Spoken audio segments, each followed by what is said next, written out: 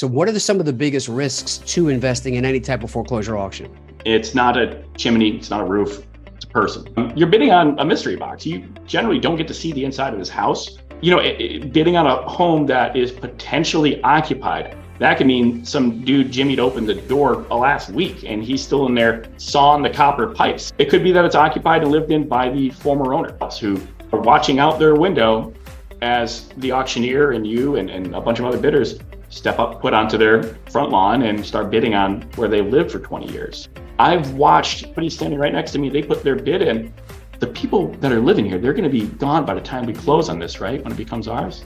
And I'm like, dude, how are you bidding on this thing? Buying a foreclosure auction, especially an occupied one, is not for the faint of heart. Talk about the risk assessment there. How do you run your numbers on these if you can't get into them? You don't know what's gonna happen for the eviction.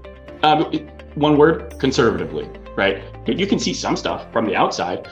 You can probably, I think it's pretty safe to assume you need to be updating your kitchen and bathroom once you buy it. So the old, wooden windows, are they updated windows? You're gonna need to make sure you can get a lead certificate on that place. You basically start taking, with your ARV, what would this place be worth, all fixed up and perfect and shiny? And then you start backing out those numbers. Boy, kitchen renovation costs in my area, bathroom renovation costs in my area, and start backing those costs out accordingly. But you make some educated guesses over time.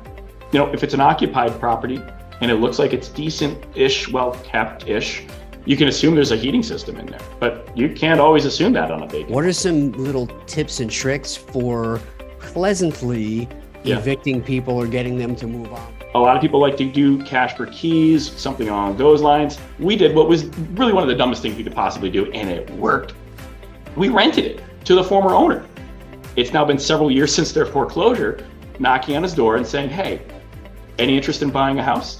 Yeah, how about this one? You knew this day was coming. What was your plan? And giving them an opportunity to create their path with me. The other school of thought is to just immediately start an eviction process. I don't want to do something like this. Get yourself into an adversarial situation where you don't have to.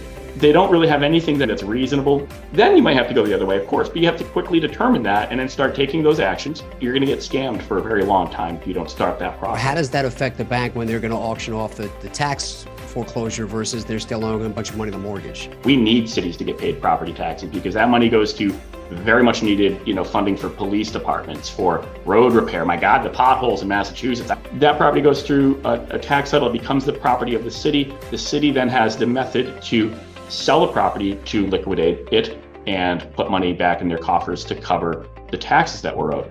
Now, what a lot of people don't know, if there was a mortgage, they get completely wiped out.